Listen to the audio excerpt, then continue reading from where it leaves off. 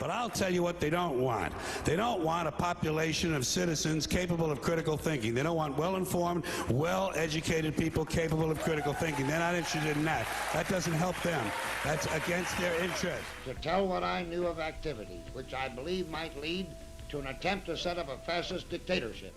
Now, to go on to the word fascism, I would describe the type of government into which we have evolved as essentially fascist, yes.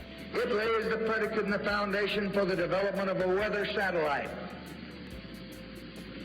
that will permit man to determine the world's cloud layer and ultimately to control the weather, and he who controls the weather will control the world. Trust the experts, trust the experts. Trust the science, trust the science. CDC, CDC, Dr. Fauci, Dr. Fauci. Mask on, mask off, 2 shots, 1 shot, mask on, 2 masks.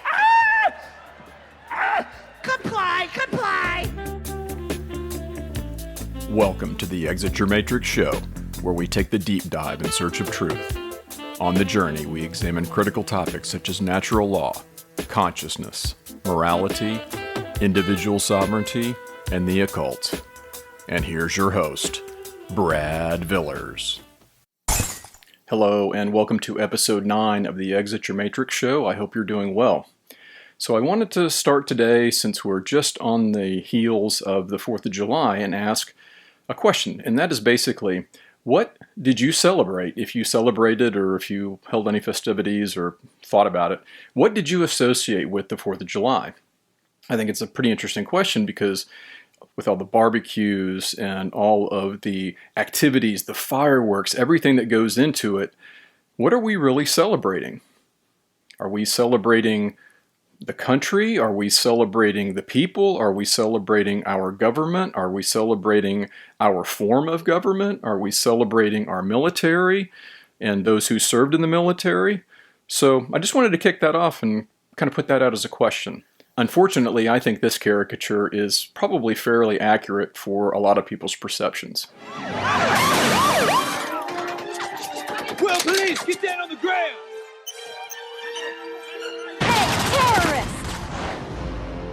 Terrorize this.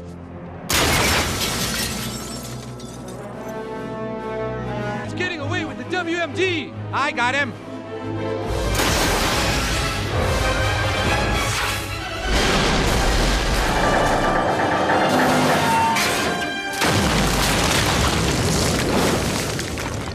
Damn, I missed him! I got him, Carson. He's heading for the Louvre. Your plans are over.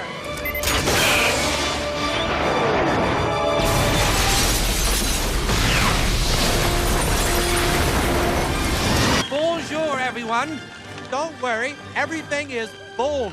We stopped the terrorists. So today we're going to dispense with the review and we're going to go right into the material after I have a brief introduction, share a quote, and go into some thoughts. Because I think his writing is so inspiring to the cause of personal freedom, I wanted to go ahead and kick off each show starting today with a section of a particular work by Lysander Spooner. And this is called Vices Are Not Crimes, A Vindication of Moral Liberty. So the way it's divided up, it's each section, it's not really a chapter, but they're numbered, and each one is a fairly nice little size, I think, for this purpose. So here we go. We'll start with this one. Section 1. Vices are those acts by which a man harms himself or his property. Crimes are those acts by which one man harms the person or property of another. Vices are simply the errors which a man makes in his search after his own happiness. Unlike crimes, they imply no malice toward others, and no interference with their persons or property. In vices, the very essence of crime, that is, the design to injure the person or property of another, is wanting. It is a maxim of the law that there can be no crime without a criminal intent, that is, without the intent to invade the person or property of another. But no one ever practices a vice with any such criminal intent. He practices his vice for his own happiness solely, and not from any malice toward others. Unless this clear distinction between vices and crimes be made and recognized by the laws, there can be on earth no such thing as individual right, liberty, or property. No such things as the right of one man to the control of his own person and property, and the corresponding and co-equal rights of another man to the control of his own person and property. For a government to declare a vice to be a crime and to punish it as such is an attempt to falsify the very nature of things. It is as absurd as it would be to declare truth to be falsehood or falsehood truth. So before we get into today's topic, I want to continue to focus on the message of working on and understanding causal factors in our experience. And this is absolutely critical. But why? And that is because we are co-creators of our reality, of our experience. So if our contribution to this process, this creation of reality that I'm talking about, is not in harmony with natural law, our experience will be unpleasant. Now, up to this point, the material we covered was what we needed to understand, the information that we have to be able to fully comprehend what does influence our personal experience, but also necessarily impacts the aggregate experience of humanity. So naturally, what we do impacts us, but what we fail to understand, I think, in large part, is how it influences the broader world around us and how that behavior turns into aggregate behavior that influences populations and whole groups of people. The prerequisite for change in our external experience is change internally. And today's show is going to be a culmination of all the topics we've discussed to date, and today we'll be talking about the qualities and aspects of the higher self. And compare and contrast those qualities with the illusory self, the egoic self that we've talked about, which is asleep. It's ignorant of our purpose, unaware of the operation of natural law, and hardened to the importance of morality. This is the lowercase s self that I've talked about in prior shows. And the last two shows have been on the barriers to self-realization. And these were a lead-in to this discussion of higher versus lower self that we're going to go into today. And this process of waking up is the embodiment of human fulfillment. It is the ascension of consciousness to the higher self. So in the last episode, we wrapped up those barriers to self-realization, and they are the five-sense illusion, ego identification, the prison of the left brain, and institutionalized belief systems. They are all mindsets and belief systems that prevent us from waking up and seeing things as they really are. They are walls we erect to protect ourselves, basically, more precisely, to protect our fragile egos from facing the fact that many of our beliefs are most likely wrong, and entirely wrong, not just wrong at the margins. And the actions that are born from those beliefs contribute to chaos and violence. It's important to recognize that one of those barriers in particular, institutionalized belief systems, are contrary, absolutely contrary, to what we say we want. So I'll give an example, and I've talked about this in prior shows. We go over and over how we say and go through these demonstrations of what we want and what we say that we want. But then when it comes to the actual reality of how we behave, how we think, what our emotions are, they're entirely in contrast with those and not in alignment. So the best example that I can give are our proclamations about rights and freedom. Yet where is the outrage when things like the Patriot Act are shoved down our throats? Oh, I apologize. That's a terrible example. I forgot that we needed those severe intrusions on our sovereignty to fight the terrorists with their nuclear weapons. Right, W? Or what about the warrantless wiretaps and eavesdropping that our Lord and Savior Barack Obama said he would end, then held a press conference telling us that he concluded that they helped prevent terrorism? I'm sure he did. This relentless assault on our sovereignty is nothing short of mind control. And I wanted to go into mind control and talk about that a little bit more. So when I went to Wikipedia and looked up mind control, it actually took me to this: brainwashing. So brainwashing, also known as mind control, menticide, coercive persuasion, thought control, thought reform, and thought re-education, is the concept that the human mind can be altered or controlled by certain psychological techniques. Brainwashing is said to reduce its subject's ability to think critically or independently, to allow the introduction of new, unwanted thoughts and ideas into their minds, as well as to change their attitudes, values, and beliefs.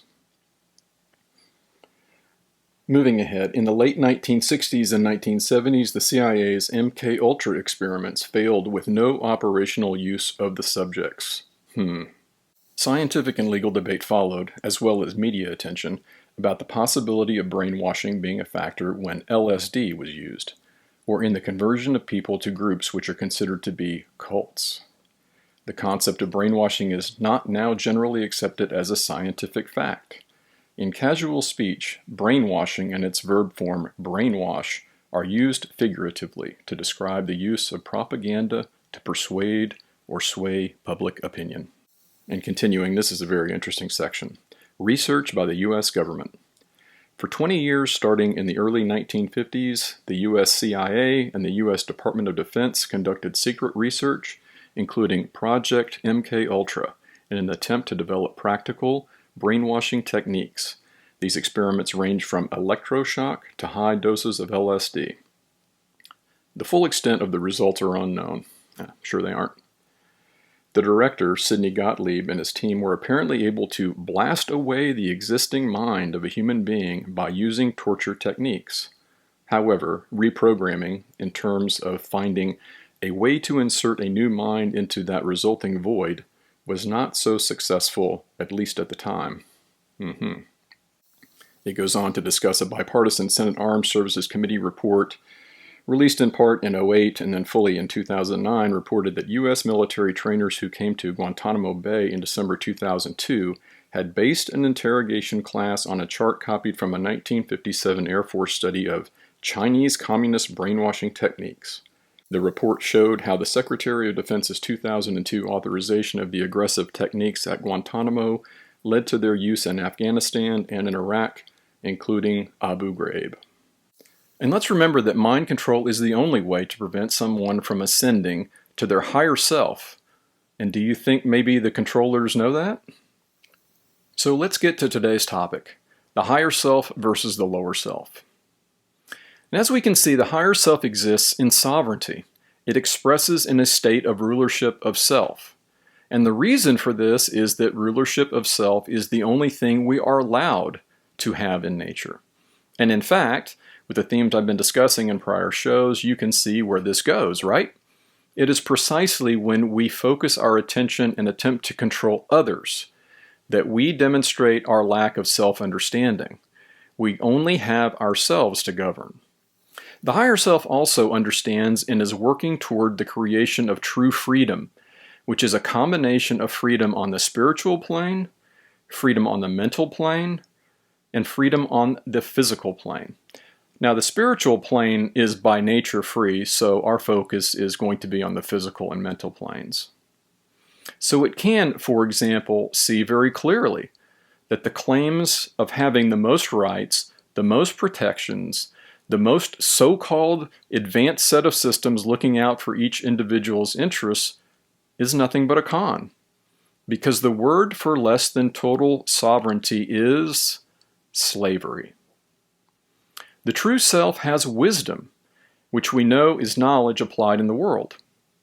It has the knowledge of endless admonitions we've been given by intellectual giants over time about the dangers to liberty from all sorts of institutions and groups. Standing armies, governments, dictators, mobs, central banks, and many more. The higher self practices alchemy to bring about true will. So recall that alchemy is the process of influencing change to occur in accordance with will, the greater will, capital W will. And that magic, or the protocols, for instance, the practice of alchemy, has as its goal a state of non-dualism. So we can see that all these concepts are complementary. Through the practice of alchemy, the true self sees through the propaganda, the marketing, the false and omitted history, the indoctrination, and knows that those are just distractions. The higher self is also concerned with the alleviation of suffering. Now, this is highly correlated with the higher self's non-dualistic nature, because individuals in this state have a sufficient lack of hubris that allows them the sacred gift of the spiritual element through right brain engagement, and thus can see that they are distinct and sovereign consciousness, but that they are also part of a larger consciousness. And this should not be confused with something we've seen before and burst onto the scene in 2020, and that is collectivism.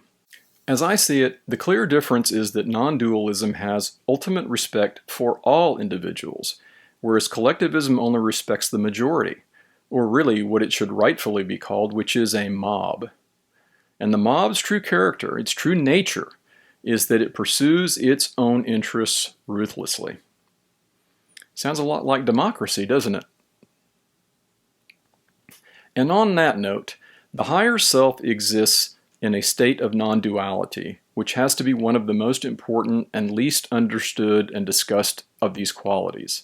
It must be understood that there is no distinction between self, meaning the egoic self, and self, capital S, which is collective self. The individual self is part of that greater consciousness. And in my readings with my friend David, we had covered the chapter on Hermes previously, and I went back, and he's had some really interesting comments about what he calls life or how he describes life. And I should clarify, this is actually from Poimandres, and we are told that Hermes gained this information from him. Here we go. Then again was heard the voice of Poimandres, but his form was not revealed. I, thy God, am the light and the mind, which before substance was divided from spirit and darkness from light. And the Word which appeared as a pillar of flame out of the darkness is the Son of God, born of the mystery of the mind. The name of that Word is reason. Reason is the offspring of thought, and reason shall divide the light from darkness and establish truth in the midst of the waters. Understand, O Hermes, and meditate deeply upon the mystery. That which in you sees and hears is not of the earth, but is the Word of God incarnate. So it is said that divine light dwells in the midst of mortal darkness, and ignorance cannot divide them. The union of the Word and the mind produces that mystery which is called life. As the darkness without you is divided against itself, so the darkness within you is likewise divided. The light and the fire which rise are the divine man, ascending in the path of the Word, and that which fails to ascend is the mortal man, which may not partake of immortality. Learn deeply of the mind and its mystery, for therein lies the secret of immortality. The true self does not suffer from either left brain domination nor from ego identification. As we've seen, the right brain is properly engaged when we're in a state of this ascension of consciousness, and that allows us to see that there's far more to this experience than the physical and material world. The higher self can deal with reality, the reality, that it would be much easier to descend into consumerism. Endless consumption of entertainment, travel, and all the worldly things we're told will guarantee that holy grail of our lives, which is happiness. Finally, the higher self is at constant work breaking down and being able to identify and understand the true nature of institutionalized belief systems and resisting them.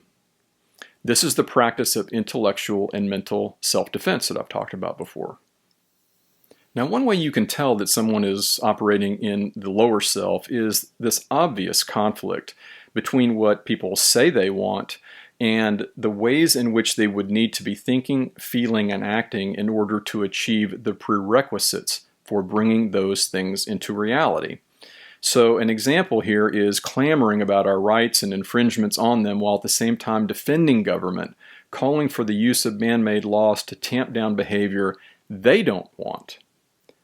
So democracy is really the effort to successfully control the apparatus of the state, which, as we all know, is the only institution that claims a rightful monopoly on violence, so that one group can force its will on another. Let's now cover the qualities of the lower self. The lower self exists in a state of confusion and opposition, and recall that the two primary forces within us are love and fear. The lower self, then, is dominated by fear, which is expressed internally or expresses internally as confusion. This confusion results in opposition, which is the conflict between the three aspects of consciousness, again, thoughts, emotions, and actions. The lower self cannot envision true freedom. Instead, it seeks control. I frame this in terms of personal responsibility, is the best way I understand it. And I'm talking about true personal responsibility. Now, the vast majority of human beings haven't accepted true personal responsibility for a long time. Especially in the allegedly advanced West, we have been told from every corner that our goal should be to free ourselves of responsibility, right? To find someone or something else that can alleviate the stress of having to take care of ourselves. And the result of feeling that lack of self-control, of the ability to attend fully to the one thing that nature has gifted us with, ourselves. We fill that void with control of others through proxy. So through government, law enforcement, military, tax collectors, lawmakers, and of course the list goes on. The lower self uses sorcery, not alchemy. So this means that the lower self is engaged in a process of influencing change to occur in accordance with the lowercase w will, the ego-identified will. The lower self does not consider or care about how actions may impact others and cause suffering. It is only concerned with itself, with its ego, and with its interests. The lower self has a dualistic worldview, meaning that everything exists in a state of separation. So I am me, you are you, and we have no relationship other than that which we agree to enter into. There is no consideration of thoughts, emotions, and actions being correlated, and certainly no thought that their proper function is to be free of conflict. And to take it one step further, the lower self outright rejects and simply can't handle the fact that the outward manifestation of thoughts and emotions in the world, which is through actions, could result in harm or suffering to others. The lower self lives in a state of left brain ego identification. Now, from what I can tell, my experience is very similar to anyone else out there who is on a journey of awakening and paying attention to these issues. And that experience being the overwhelming number of people I come into contact with who are eaten up with a serious case of left brain. I've tried having conversations with these folks, and it's eye-opening. Mostly because I was squarely in that camp at one point myself. These people are, as I was, dominated by perceived authority, captivated by a need for evidence, which was typically in the form of the cult of science, or what I think should be referred to as scientism, and unable to pursue spirituality because of my very negative reaction to the indoctrination I received about organized religion. Finally, the lower self accepts and reinforces institutionalized belief systems. This goes back to the earlier point on the lower self not being able to envision true freedom, which I believe has its roots in our outsourcing of our responsibilities and seeking third parties to assume them for us. And these are all third parties. They are institutions that we're told, or more accurately, we're forced to accept, will provide the most sought-after quality that the lower self seeks. Once again, happiness. So there you have it. The qualities of the higher self versus the lower self. And to put this into a larger perspective, natural law is presented to us as a gift, which manifests as the will of our higher self. It's a set of principles that governs the workings of the universe, and when we align ourselves to those truths, we ascend in consciousness. Again, natural law shows the way the cosmos actually functions, not how you or I may want to feel about it, or how we interpret it at a particular time, which, as we know, is solipsism, and that is the antithesis of truth. Recall that solipsism can best be described as perception is reality. The higher level of expression, the higher self, is then indistinguishable from natural law. Indistinguishable from the most golden rule, which is do not do to others that which you do not want done to yourself. And it is also indistinguishable from the law of attraction. So we go from this to this. So I mentioned in the last episode how much I've enjoyed getting into the work of Pythagoras and his ideas, so I wanted to close today with his symbolic aphorisms, as found in Manly Hall's Secret Teachings of All Ages. And these will come in the form of the aphorism followed by some comments from Manly Hall. And here's a quick introduction. Iamblichus, if I'm pronouncing that correctly, gathered 39 of the symbolic sayings of Pythagoras and interpreted them. These have been translated from the Greek by Thomas Taylor. Aphorismic statement was one of the favorite methods of instruction used in the Pythagorean University of Crotona.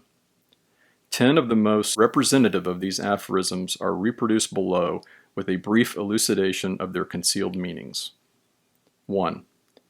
Declining from the public ways, walk in unfrequented paths. By this it is to be understood that those who desire wisdom must seek it in solitude. Number 2. Govern your tongue before all other things, following the gods. This aphorism warns man that his words, instead of representing him, misrepresent him, and that when in doubt as to what he should say, he should always be silent. Number 3. The wind blowing, adore the sound.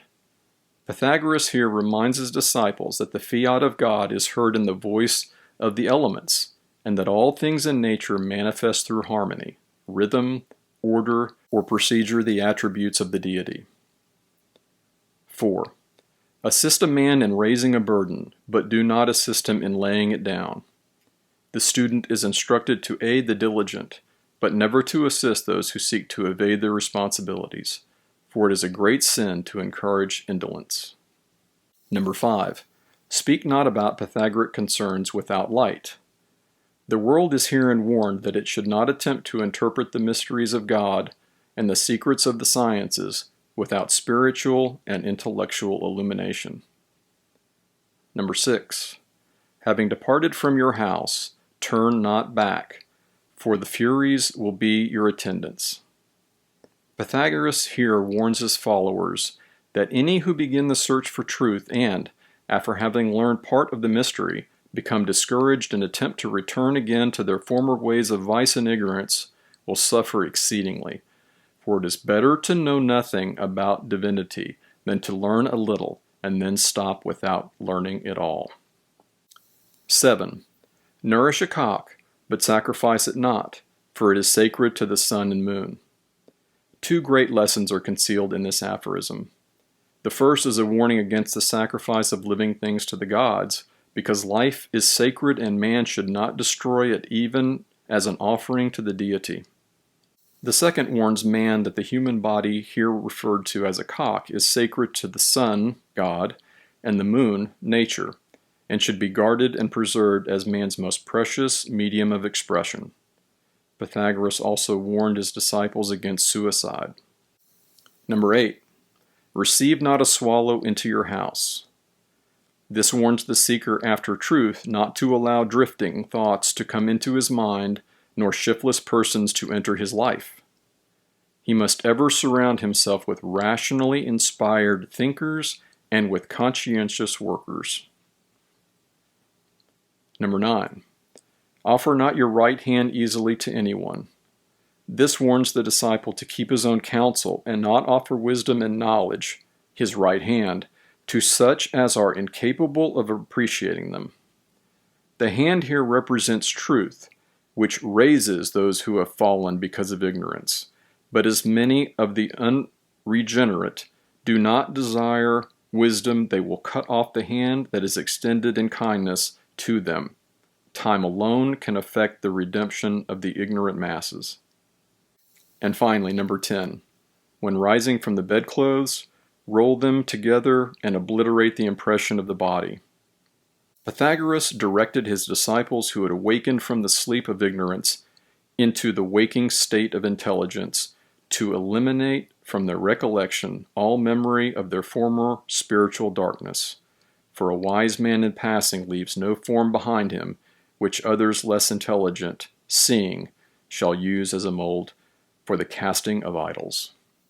So thanks for being with me. Hope you got something out of today's show. And always remember to do your own thinking. Be well and see you next time.